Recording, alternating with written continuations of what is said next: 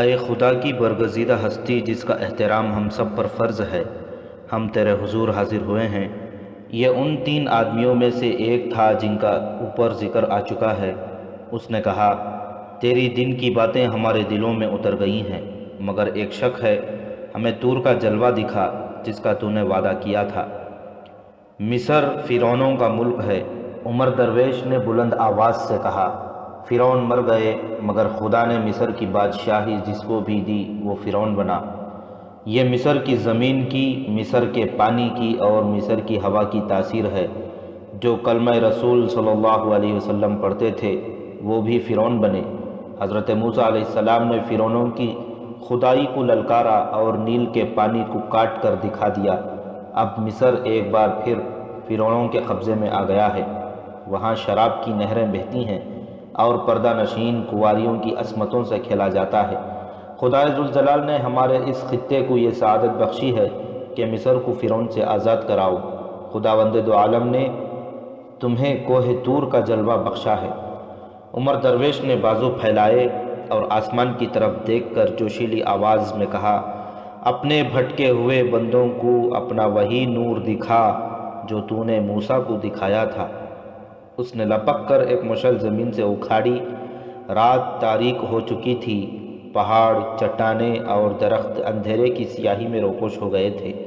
روشنی صرف ان دو مشعلوں کے شعلوں کی تھی جس میں عمر درویش اور عاشی نظر آ رہے تھے۔ عمر درویش نے مشعل اوپر کی اور ایک سمت اشارہ کر کے کہا، دیکھو، ادھر دیکھو، ادھر ایک پہاڑی ہے، تم اس پہاڑی کو نہیں دیکھ سکتے، اس کا جلوہ دیکھو۔ اس نے مشعل اور زیادہ اوپر کر کے دائیں بائیں لہرائی۔ اس کے ساتھ ہی سامنے پہاڑی سے ایک شعلہ اٹھا اور ذرا سی دیر میں کم ہوتے ہوتے ختم ہو گیا۔ لوگوں کے منہ کھلے کے کھلے رہ گئے۔ حیرت زدگی نے ان کی زبانیں گنگ کر دیں۔ اگر تم نے خدا کے اس جلوے کو بھی اپنے دلوں میں نہ اتارا تو یہ شعلہ تم نے دیکھا ہے تمہارے اس سرسبز علاقے کو ریگزار بنا دے گا۔ عمر درویش نے کہا، میں اسے روک نہیں سکوں گا، اسے تم نے دعوت دی ہے۔ عمر درویش اپنے خیمے میں چلا گیا۔ عاشی نے لوگوں کو اشارہ کیا کہ وہ چلے جائیں۔ لوگ وہاں سے جانے لگے تو ایک دوسرے کے ساتھ بات کرتے ہوئے بھی گھبراتے تھے۔ ان کے دلوں میں کوئی شک نہیں رہا تھا۔ وہ جب خیمے سے دور نکل گئے تو ایک آدمی نے جو ان کے ساتھ تھا دوڑ کر آگے ہوا اور سب کی طرف منہ کر کے رک گیا۔ سب نے دیکھا وہ ایک گاؤں کی مسجد کا پیش امام تھا۔ ذرا رک جاؤ، امام نے بازو پھیلا کر کہا۔ سب رک گئے تو اس نے کہا، اپنے ایمان کو قابو میں رکھو مسلمانوں، یہ جادوگری ہے، جو تم دیکھ آئے ہو یہ شعبدہ بازی ہے۔ رسول خدا صلی اللہ علیہ وسلم کے بعد نہ کوئی پیغمبر آیا ہے نہ آئے گا۔ خدا ایسے گناہگاروں کو جلوے اور نور نہیں دکھایا کرتا جو اپنے ساتھ بے حیا لڑکیاں لیے پھرتے ہیں۔ یہ لڑکی نہیں، جن ہے، ایک آدمی نے کہا۔ جنات انسانوں کے روپ میں نہیں آ سکتے۔ امام نے کہا، جنات کسی انسان کے غلام نہیں ہو سکتے۔ مسلمانوں، اپنے عقیدے کی حفاظت کرو۔ سلطان صلاح الدین ایوبی فرعون نہیں، وہ خدا کا سچا بندہ ہے۔ اس نے پیغمبری کا دعویٰ نہیں کیا، وہ تمہارے مذہب کا پاسبان اور صلیب کا دشمن ہے۔ محترم امام، ایک آدمی نے کہا، کیا آپ پانی کو آگ لگا سکتے ہیں؟ اس کی نہ سنو۔ ایک نے کہا، یہ اپنی امامت قائم رکھنا چاہتا ہے، ہم نے جو دیکھا ہے وہ آپ دکھا دیں۔ ایک اور نے کہا، پھر ہم آپ کی اطاعت قبول کر لیں گے۔ میرے ساتھ اس پہاڑی پر چلو جہاں سے شعلہ اٹھا تھا۔ امام نے کہا، میں تمہیں دکھا دوں گا کہ یہ کیا شعبدہ ہے۔ اگر میں غلط ہوا تو مجھے اسی جگہ قتل کر دینا جہاں شعلہ بھڑکا ہے۔ ہم خدا کے کاموں میں دخل دینے کی جرات نہیں کریں گے، ایک آدمی نے کہا۔ دو تین آدمی بیک وقت بول پڑے، وہ بھی امام کے خلاف بول رہے تھے۔ انہوں نے لوگوں کو ایسا اشتعال دلایا کہ سب چل پڑے اور امام کو دھکے دیتے آگے چلے گئے۔ امام اکیلا کھڑا رہا۔ کچھ دیر وہاں کھڑے رہ کر امام اس پہاڑی کی طرف چل پڑا جس پر شعلہ اٹھا تھا۔ وہ بہت ہی تیز چلا جا رہا تھا۔ ایک پتھریلے ویرانے سے گزر کر چٹان کے دامن میں پہنچا تو دو آدمی اس سے کچھ دور پیچھے چلے جا رہے تھے۔ امام چٹان کے ساتھ ساتھ چلا جا رہا تھا۔ پیچھے جانے والے دونوں آدمی اور تیز ہو گئے۔ ان کے قدموں کی آہٹیں سن کر امام رک گیا۔ وہ دونوں اس کے قریب جا رکے۔ ان کے چہرے کپڑوں میں چھپے ہوئے تھے۔ امام نے ان سے پوچھا کہ وہ کون ہیں؟ انہوں نے کوئی جواب نہ دیا۔ ان میں سے ایک امام کے پیچھے چلا گیا۔ امام اس کی طرف مڑا تو دوسرے نے امام کی گردن کے گرد اپنا بازو لپیٹ لیا۔ امام نے کمر بند سے خنجر نکالا، مگر اس کا خنجر والا ہاتھ ایک آدمی کے ہاتھ کے شکنجے میں آ گیا۔ اس کی گردن دوسرے آدمی کے بازو کے شکنجے میں تھی، جو اتنا تنگ اور سخت ہو گیا تھا کہ اس کا سانس رک رہا تھا۔ اس نے آزاد ہونے کی آخری کوشش کی۔ وہ پوری طاقت سے اچھلا، دونوں پاؤں جوڑ کر سامنے والے کے پیٹ میں مارا۔ اسے پیچھے سے ایک آدمی نے جکڑ رکھا تھا۔ سامنے والا امام کی لاتوں سے پیچھے کو گرا اور اس کے پیچھے والا دھکا برداشت نہ کر سکا، وہ بھی پیچھے کو گرا اور امام کی گردن پر اس کے بازو کی گرفت ڈھیلی پڑ گئی۔ امام نے ایک اور جھٹکا دیا اور آزاد ہو گیا۔ وہ اب ایک خونریز لڑائی کے لیے تیار ہو کر اٹھا، لیکن وہ دونوں آدمی بھاگ گئے۔ ان کے بھاگنے کی وجہ صرف یہ ہو سکتی تھی کہ وہ دونوں اسی علاقے کے مسلمان تھے، انہیں پہچانے جانے کا خطرہ تھا۔ امام نے انہیں پکارا، للکارا، لیکن وہ غائب ہو گئے تھے۔ امام نے آگے جانا مناسب نہ سمجھا اور وہیں سے واپس چلا گیا۔ عمر درویش کے خیمے میں وہی 3 آدمی بیٹھے تھے جو دن کے وقت بھی اس کے پاس آئے تھے۔ انہوں نے عمر درویش کو بتایا کہ لوگ وہی تاثر لے کر گئے ہیں جو ان پر پیدا کرنے کی کوشش کی گئی تھی۔ انہوں نے اسے یہ بھی بتایا کہ کل رات اسے آگے ایک اور گاؤں کے قریب جانا ہے اور طور کا جلوہ ایک اور پہاڑی پر دکھانا ہے۔ تینوں چلے گئے۔ عاشی عمر درویش کے ساتھ اکیلی رہ گئی۔ کیا تم اپنی کامیابی پر خوش ہو؟ عاشی نے پوچھا۔ عاشی، عمر درویش نے آہ لے کر کہا، میں تمہیں اس قسم کے سوالوں کا جواب دینے سے ڈرتا ہوں۔ کیا تم یہ چاہتے ہو کہ میں صلیبیوں اور سوڈانیوں کے ہاتھوں میں کھلونا بنی رہوں؟ عاشی نے کہا، تم نے میرے اندر ایمان بیدار کیا ہے اور اب تم مجھ پر اعتبار نہیں کرتے۔ میں اعتبار تمہارے عمل پر کروں گا، عمر درویش نے کہا، تمہارے الفاظ پر نہیں۔ مجھے بتاؤ میں کیا کروں؟ عاشی نے کہا، جو کہو گے کروں گی۔ ابھی یہی کرتی رہو جو کر رہی ہو، عمر درویش نے کہا، وقت آنے پر تمہیں بتاؤں گا کہ کیا کرنا ہے۔ ہو سکتا ہے تمہیں یہ بتانے کا وقت ہی نہ ملے کہ مجھے کیا کرنا ہے۔ عاشی نے کہا، تم نے دیکھ لیا ہے کہ تمہارے ارد گرد جاسوسوں کا جال بچھا ہوا ہے۔ جہاں تم نے ذرا سی مشکوک حرکت کی، یہ جاسوس تمہیں غائب یا قتل کر دیں گے اور مجھے اپنے ساتھ لے جائیں گے۔ اگر تم مجھے پہلے ہی بتا دو کہ تمہارا ارادہ کیا ہے تو میں تمہیں بروقت خبردار کر سکوں گی۔ مجھے تو وہ بہرحال اپنے گروہ کا فرد سمجھتے ہیں۔ عاشی کے انداز میں کچھ ایسی سادگی اور خلوص تھا جس سے عمر درویش قائل ہو گیا کہ یہ لڑکی اسے دھوکہ نہیں دے گی۔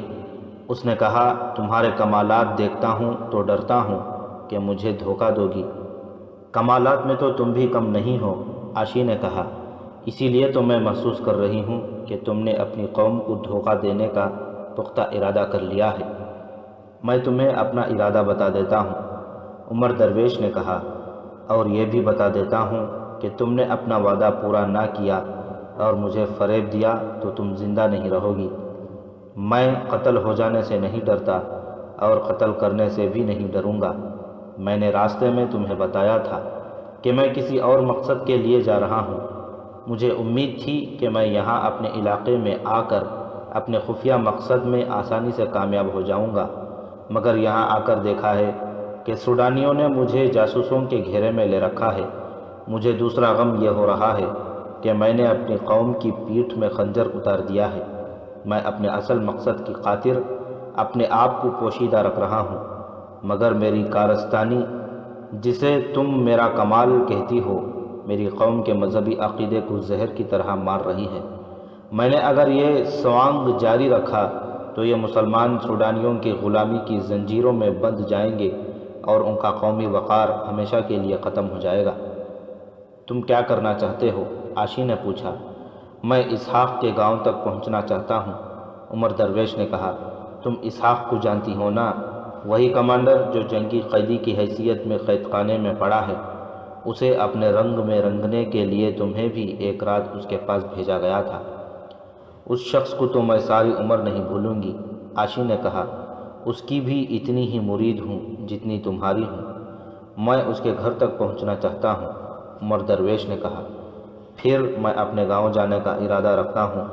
میں یہ سوچ کر آیا تھا کہ یہاں آ کر غائب ہو جاؤں گا اور یہاں کے لوگوں کو بتاؤں گا کہ وہ سوڈانیوں کے ہتھ کنڈوں سے بچیں۔ معلوم ہوتا ہے کہ تم نے کوئی باقاعدہ منصوبہ نہیں بنایا تھا۔ عاشی نے کہا، ہمیں جس کام کے لیے بھیجا جاتا ہے اس کا ہمیں بڑا واضح منصوبہ دیا جاتا ہے۔ میں قید خانے میں ظالمانہ اذیتیں سہ کر نکلا ہوں۔ عمر درویش نے کہا، اتنی سی عقل رہ گئی تھی کہ قید خانے سے نکلنے کا یہ طریقہ سوچ لیا تھا۔ یہاں آ کر حالات ایسے ہو گئے ہیں کہ اپنے مقصد کی کامیابی ناممکن نظر آتی ہے۔ اب مجھے بھی سوچنے دو۔ عاشی نے کہا، اگر ہم خدا کی راہ میں ثابت قدم رہے تو تم اپنے مقصد میں کامیاب ہو جاؤ گے۔ کل ہم آگے جا رہے ہیں، کوئی صورت نکل آئے گی۔ ضرورت یہ ہے کہ ہمیں یہاں کے کسی عقل مند آدمی کے ساتھ ملاقات کا موقع مل جائے۔ اسی علاقے میں عمر درویش کے خیمے سے 2-2.5 میل دور مصری تاجروں کا ایک قافلہ آیا۔ 4 آدمی اور 6 اونٹ تھے۔ قافلے کا سردار لمبی داڑھی والا ایک بزرگ سیرت انسان تھا جس نے ایک آنکھ پر سبز رنگ کے کپڑے کا ٹکڑا لٹکا رکھا تھا، جیسے اس کی ایک آنکھ خراب ہو۔ یہ قافلہ 2 راتیں پہلے سوڈان کے سرحد میں داخل ہوا تھا۔ پہلے بتایا جا چکا ہے کہ سلطان ایوبی نے مصر سے سوڈان میں اناج اسمگل کرنے کی درپردہ اجازت دے رکھی تھی۔ دوسری اجناس بھی اسمگل کی جاتی تھیں۔ سوڈان میں ان اشیاء کی قلت تھی۔ مصر کے یہ اسمگلر دراصل سلطان ایوبی کے انٹیلیجنس کے آدمی تھے۔ انہیں مصر کے سرحدی دستے نہیں روکتے تھے اور سوڈان کی سرحد کے پہرے دار بھی انہیں نظر انداز کر دیتے تھے۔ یہ قافلہ بھی بلا روک ٹوک سرحد پار کر کے سوڈان میں داخل ہو گیا، لیکن رات کی تاریکی کی وجہ سے سوڈان کے سرحدی پہرے دار یہ نہ دیکھ سکے کہ تاجروں اور 6 اونٹوں کا یہ قافلہ سوڈان کے کسی شہر کی طرف جانے کے بجائے اس پہاڑی علاقے کی سمت جا رہا ہے جہاں مسلمان آباد تھے۔ ادھر تاجروں کے کسی قافلے کو جانے کی اجازت نہیں تھی، کیونکہ سوڈان کی حکومت مسلمانوں کو اناج اور دیگر اجناس سے اور تجارت سے محروم رکھنا چاہتی تھی۔ یہ قافلہ رات بھر چلتا رہا۔ صبح ہوئی تو اونٹوں کو ٹیلوں کے علاقے میں چھپا دیا گیا۔ سرحد دور پیچھے رہ گئی تھی۔ ان لوگوں نے سارا دن وہیں چھپ کر گزارا۔ رات تاریک ہوئی تو قافلہ پھر چل پڑا اور آدھی رات کے وقت پہاڑی علاقے داخل ہو گئے۔ یہ قافلے کی منزل تھی۔ سحر کے وقت قافلہ ایک گاؤں میں داخل ہوا۔ میر کارواں ایک مکان کے سامنے رکا اور دروازے پر دستک دی۔ کچھ دیر بعد دروازہ کھلا۔ ایک آدمی ہاتھ میں دیا لے کر باہر آیا۔ میر کارواں نے اس کے کان میں کچھ کہا۔ دروازہ کھولنے والے نے کہا، خوش آمدید، تم فوراً اندر چلو، اونٹوں کو ہم سنبھال لیں گے۔ چاروں تاجر اندر چلے گئے۔ میزبان نے اپنے گھر والوں کو اور پڑوس کے 2-3 آدمیوں کو جگایا۔ سب نے اونٹوں کو مختلف گھروں کے اونٹوں میں بانٹ کر باندھ دیا۔ سامان اتار کر میزبان کے گھر میں رکھ دیا گیا۔ میر کارواں نے کہا کہ سامان فوراً کھولو اور غائب کر دو۔ سب نے سامان کھولا تو اس میں اناج کے بجائے تیروں کا ذخیرہ تھا۔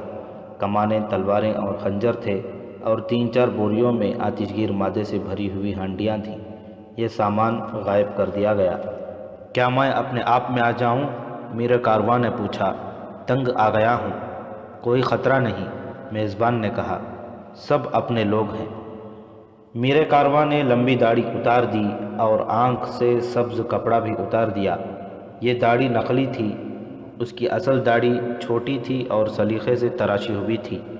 سامان ادھر ادھر چھپا کر جب آدمی مہمانوں کے پاس آئے تو ایک آدمی میر کارواں کو دیکھ کر ٹھٹک گیا۔ میر کارواں مسکرایا اور پوچھا، پہچانا نہیں تھا مجھے؟ اوہ میرے دوست علی بن سفیان، اس آدمی نے کہا، خدا کی قسم میں نے نہیں پہچانا۔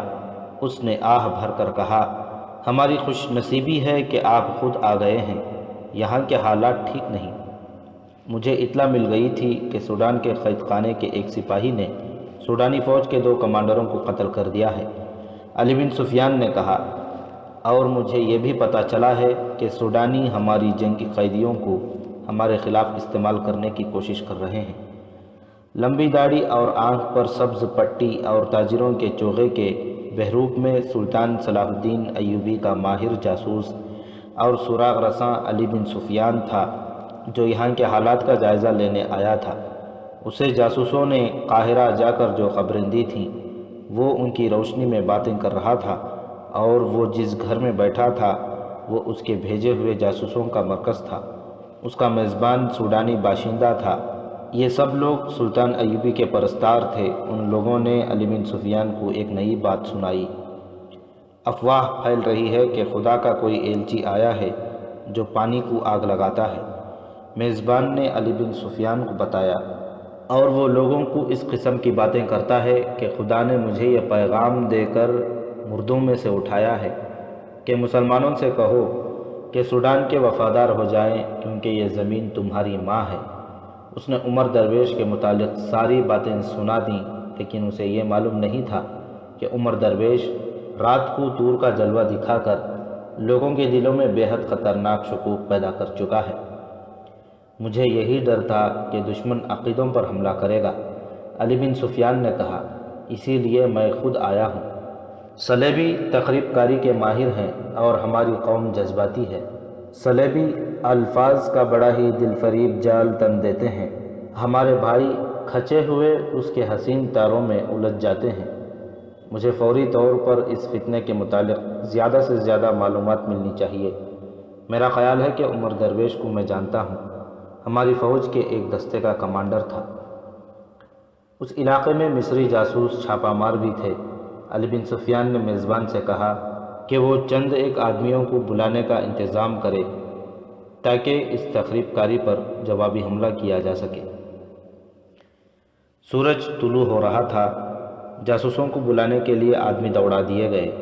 وہ گئے ہی تھے کہ ایک گھوڑا جو سرپٹ دوڑتا آ رہا تھا اس مکان کے سامنے آ رکا۔ سوار اتر کر اندر آیا تو سب احترام کے لیے اٹھے۔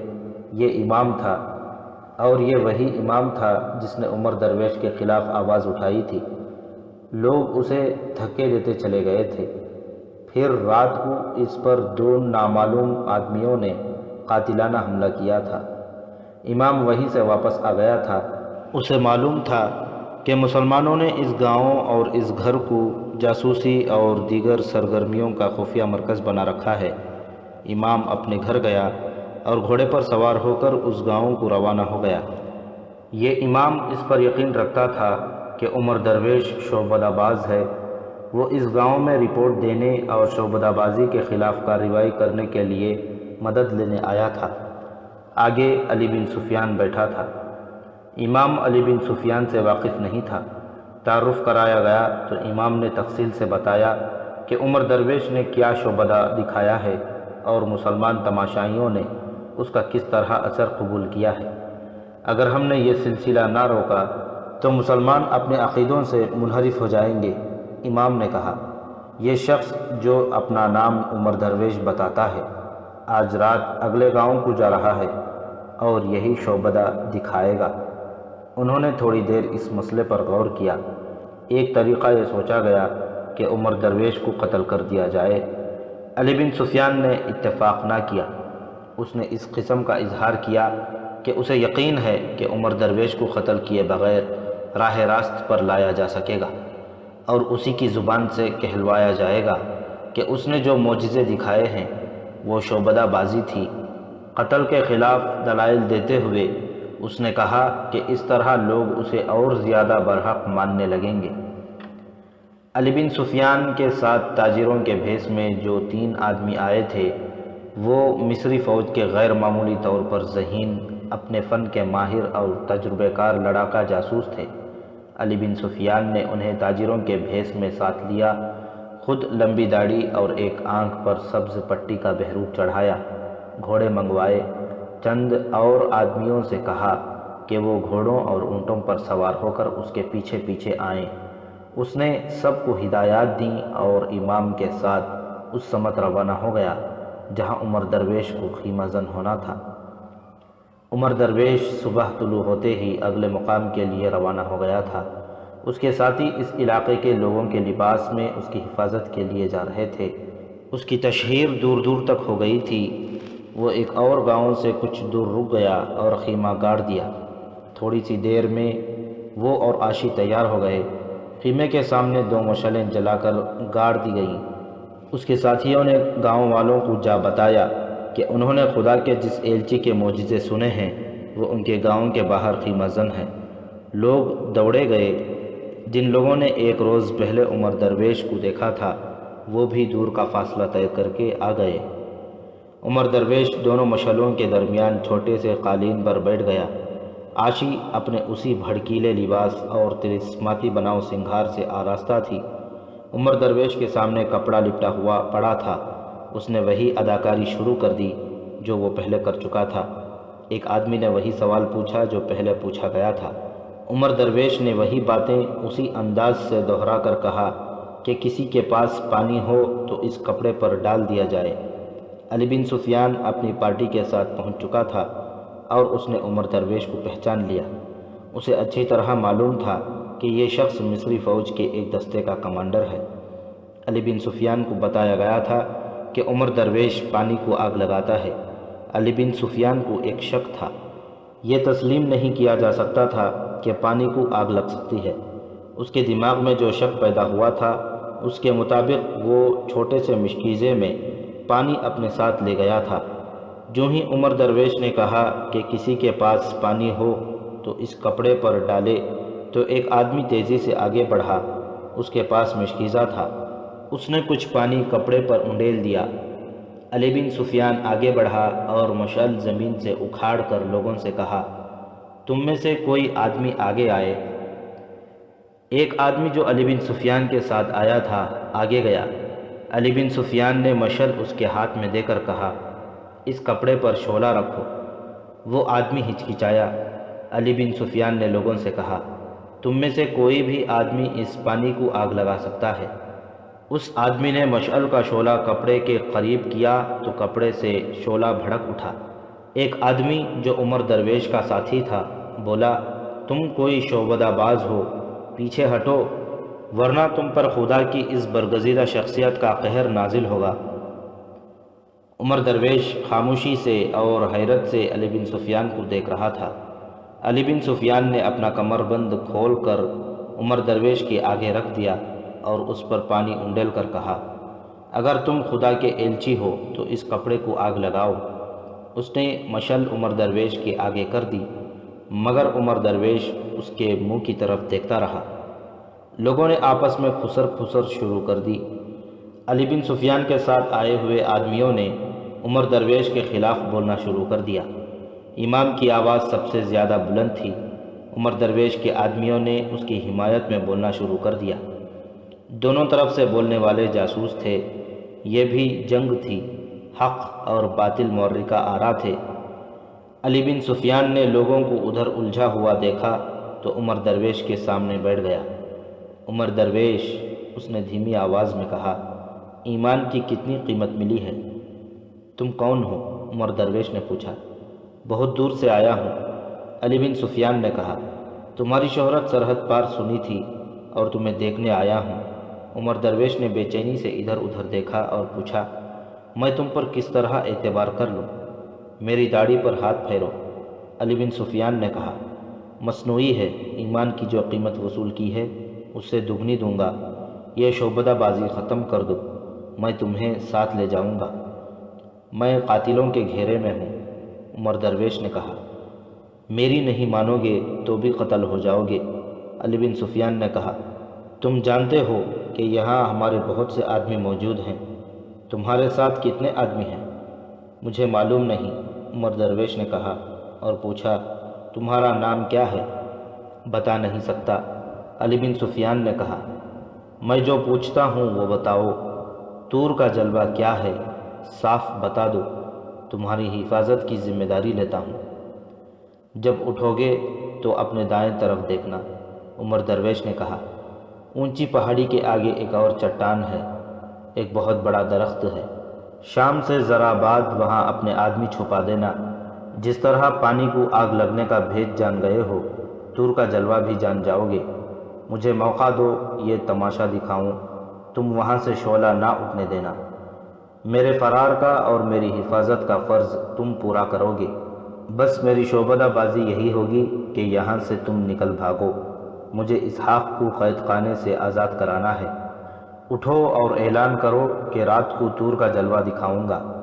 علی بن سفیان کی جگہ کوئی اور آدمی ہوتا تو وہ عمر درویش کی یہ ادھوری سی بات نہ سمجھ سکتا۔ علی بن سفیان اسی میدان کا کھلاڑی تھا، وہ اشارے سمجھ لیتا تھا۔ اس نے اٹھ کر اعلان کیا، خدا کا یہ برگزیدہ انسان رات کو طور کا جلوہ دکھائے گا۔ میں نے اس کی بات سمجھ لی ہے، تم سب چلے جاؤ، شام کے بعد آنا۔ علی بن سفیان اٹھ کر چلا گیا۔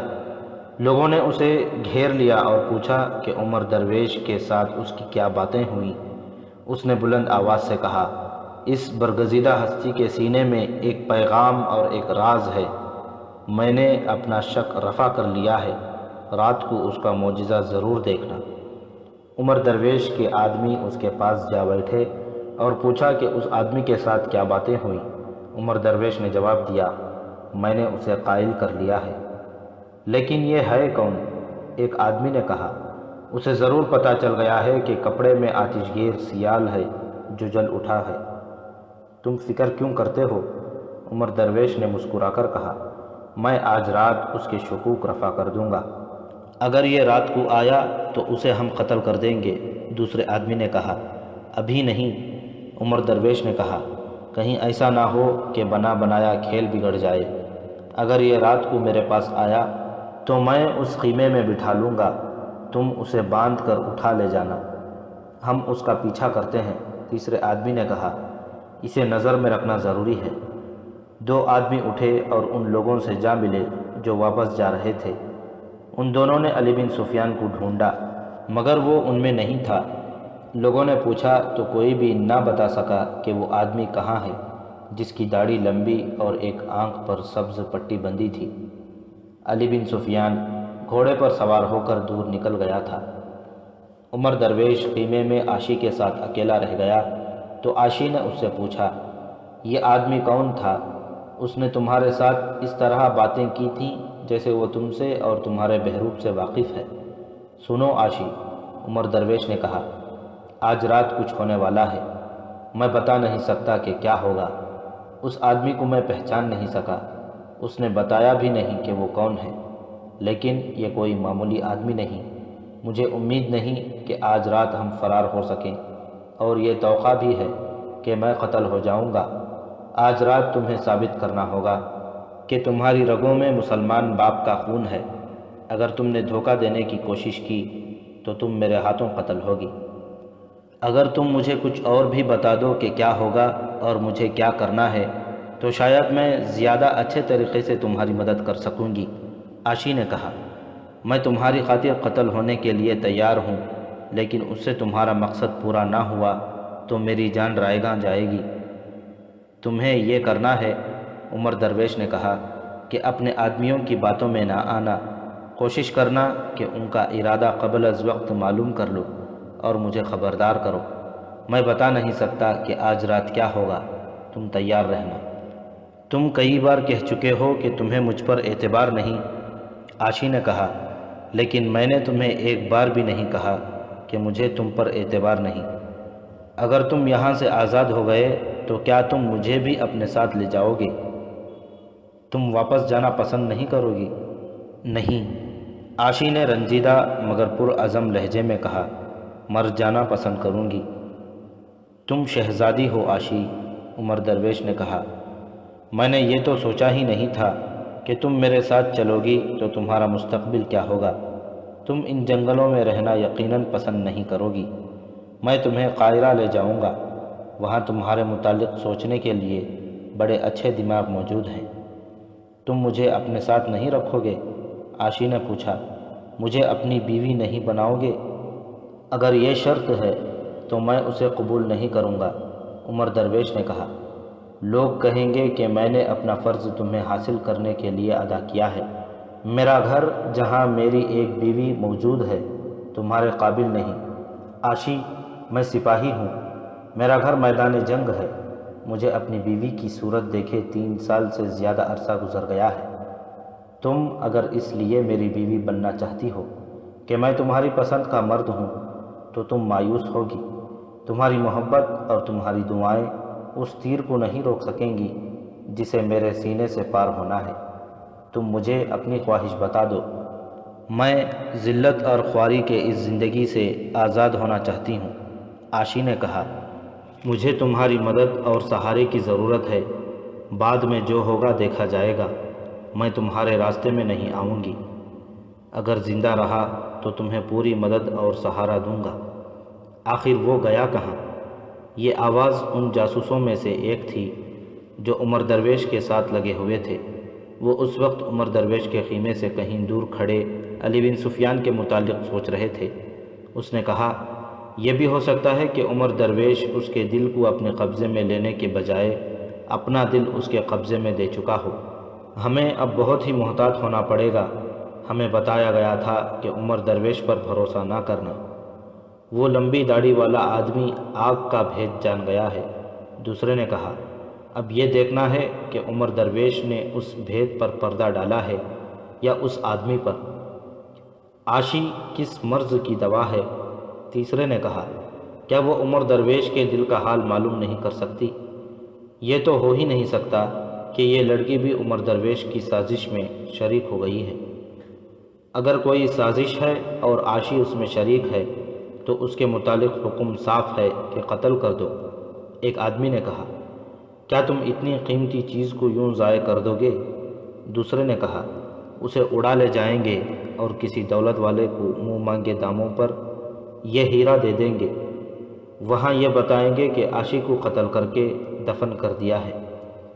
تینوں نے ایک دوسرے کو ایسی نظروں سے دیکھا جیسے ان میں اتفاق رائے ہو گیا ہو۔ ایک نے کہا، آج رات ہمیں طور کا جلوہ دکھانا ہے، دیکھ لیں گے کہ عمر درویش یا اس آدمی کی نیت کیا ہے۔ رات کو ہم میں سے ایک کو عاشی کے ساتھ رہنا ہوگا، کہیں ایسا نہ ہو کہ لڑکی ہاتھ سے نکل جائے۔ انہوں نے طے کر لیا کہ رات عمر درویش اور عاشی کے ساتھ کون ہوگا۔ 4 آدمی کافی ہوں گے، علی بن سفیان نے کہا، میں عمر درویش کے ساتھ ہوں گا۔ تم سب نے ان 3-4 آدمیوں کو پہچان لیا ہے جو عمر درویش کی حمایت میں بول رہے تھے۔ یہ تمہارے علاقے کے وہ مسلمان ہیں جو سوڈانیوں کے لیے کام کر رہے ہیں۔ عمر درویش نے مجھے انہی کے متعلق بتایا ہے کہ وہ قاتلوں کے گھیرے میں ہے۔ انہیں نظر میں رکھنا، ضرورت پڑے تو ختم کر دینا، لیکن زندہ پکڑنا بہتر ہوگا۔ اس وقت علی بن سفیان ایک مسجد میں بیٹھا تھا، امام اسی مسجد کا تھا۔ علی بن سفیان نے اپنا بہروپ اتار دیا تھا۔ اس نے مسجد میں ہی رات کے لیے اپنے 2 آدمیوں کو مختلف کام بانٹ دیے اور کہا، مجھے جو شک تھا وہ صحیح ثابت ہوا ہے، مجھے امید ہے کہ رات کو بھی مجھے کامیابی ہوگی۔ سورج غروب ہونے سے ذرا پہلے اس پہاڑی پر جو عمر درویش نے علی بن سفیان کو دکھائی تھی، ایک آدمی چڑھ رہا تھا۔ وہ اس احتیاط کے ساتھ چڑھ رہا تھا کہ کوئی نہ دیکھ لے۔ دوسری طرف سے 2 آدمی اسی کی طرح جھکے جھکے اوپر جا رہے تھے اور ایک اور آدمی کسی اور طرف سے اوپر جا رہا تھا۔ یہ آدمی جب اوپر چلا گیا تو رینگ کر ایک بہت بڑے درخت پر پہنچا، ادھر ادھر دیکھا اور درخت پر چڑھنے لگا۔ 2 آدمی ایک بہت بڑے پتھر کے عقب میں بیٹھ گئے۔ یہ جگہ درخت سے دور نہیں تھی۔ چوتھا آدمی بھی اوپر چلا گیا اور ایک موزون جگہ چھپ گیا۔ جو آدمی درخت پر چڑھا تھا وہ اوپر ایک موٹے ٹہن پر اس طرح بیٹھ گیا کہ ٹانگیں اوپر کر کے سکیڑ لیں۔ شاخیں اور پتے اتنے گھنے تھے کہ یہ آدمی نیچے سے نظر نہیں آ سکتا تھا۔ وہ آہستہ سے ایک پرندے کی طرح بولا۔ اسے پرندے کی آواز میں 3 ساتھیوں کو جواب ملا۔ سورج پہاڑی کے عقب میں اتر گیا تھا اور 3 آدمی اکٹھے پہاڑی پر چڑھتے جا رہے تھے۔ ان کے پاس آگ جلانے کا سامان اور مٹی کے برتن میں آتش گیر مادہ تھا۔ ان کے پاس لمبے خنجر بھی تھے۔ شام کا دھندلکا گہرا ہوتا جا رہا تھا۔ ان 3 آدمیوں کا انداز ایسا تھا جیسے انہیں کسی بھی طرف سے کوئی خطرہ نہیں۔ وہ باتیں کرتے جا رہے تھے۔ ان کی باتیں ان 4 آدمیوں کو سنائی دینے لگیں جو پہلے سے وہاں چھپے بیٹھے تھے۔ وہ پوری طرح چھپ گئے۔ وہاں سے دور نیچے عمر درویش کا خیمہ تھا جو شام کے اندھیرے میں نظر نہیں آتا تھا۔ خیمے کے باہر گاڑی ہوئی 2 مشعلوں کے شعلے دکھائی دے رہے تھے۔ خدا کا ایلچی تیار ہو گیا ہے، ان 3 آدمیوں میں سے ایک نے ہنس کر کہا جو بعد میں اوپر آئے تھے۔ سامان کھول کر تیار کر لو، آج میرا دل کسی اور طریقے سے دھڑک رہا ہے۔ دوسرے نے کہا، اس کے اندر کوئی وہم بڑھ گیا ہے، کیا تم محسوس نہیں کر رہے ہو کہ آج کچھ گڑبڑ ہے؟ میں بھی کچھ گڑبڑ اس آدمی کی وجہ سے محسوس کر رہا ہوں جس نے ایک آنکھ پر سبز پٹی باندھ رکھی تھی۔ ان میں سے ایک نے کہا، گھبراؤ نہیں، ہم طور کا جلوہ دکھا کر سب کے وہم دور کر دیں گے۔ اگر لوگ مان گئے تو اس ایک آدمی کی کوئی پرواہ نہیں کرے گا۔ تم اپنا کام کرو، وقت تھوڑا رہ گیا ہے، اندھیرا گہرا ہو رہا ہے۔ ایک آدمی نے مٹی کے برتن کا منہ کھول کر تیل کی طرح کا سیال زمین پر انڈیل دیا۔ جگہ چونکہ پتھریلی تھی اس لیے یہ مادہ جذب نہ ہو سکا۔ اس سے ذرا دور ہٹ کر ایک آدمی نے چھوٹا سا دیا جلا کر بڑے پتھروں کے درمیان رکھ دیا تاکہ دور سے اس کی لو نظر نہ آ سکے۔ اس کی روشنی میں یہ تینوں آدمی نظر آ رہے تھے۔ اب ادھر مشعل پر نظر رکھو، ایک نے کہا۔ جو ہی مشعل اوپر نیچے حرکت کرے، دیا تیل پر پھینک دو، لوگوں کو طور کا جلوہ نظر آ جائے گا۔ یہ اہتمام اس بڑے درخت کے نیچے کیا گیا تھا جس پر ایک آدمی بیٹھا ہوا تھا۔ نیچے تینوں آدمی اکٹھے کھڑے ہو گئے۔ اس نے جھینگر کی آواز پیدا کی، ایک بہت بڑے پتھر کے پیچھے سے بھی جھینگر کی آواز سنائی دی۔ تینوں آدمی بے پرواہ ہو کے کھڑے رہے۔ اچانک اوپر سے ایک آدمی ان تینوں میں سے ایک آدمی کے کندھوں پر گرا۔ نیچے والا آدمی اوپر والے کے نیچے آ گیا، دوسرے وہ بری طرح گھبرا گئے اور ادھر ادھر ہوئے۔ ذرا سی دیر میں 3 آدمی مختلف اوٹوں سے اٹھے اور ان دونوں پر جھپٹ پڑے۔ انہیں خنجر نکالنے کی مہلت نہ ملی۔ ان میں سے جو آدمی اوپر والے کے نیچے پڑا تھا وہ قوی ہیکل تھا، اس نے اوپر والے کو لڑکا دیا۔ علی بن سفیان نے کہا تھا کہ انہیں زندہ پکڑنا ہے، مگر اس آدمی کو ہلاک کرنا ضروری ہو گیا۔ جو آدمی اس کے اوپر گرا تھا اس نے خنجر نکالا اور اس قوی ہیکل آدمی کے دل میں اتار دیا۔ دوسرے 2 آدمیوں کو ان رسیوں سے باندھ دیا گیا جو اسی مقصد کے لیے ساتھ لے جائی گئی۔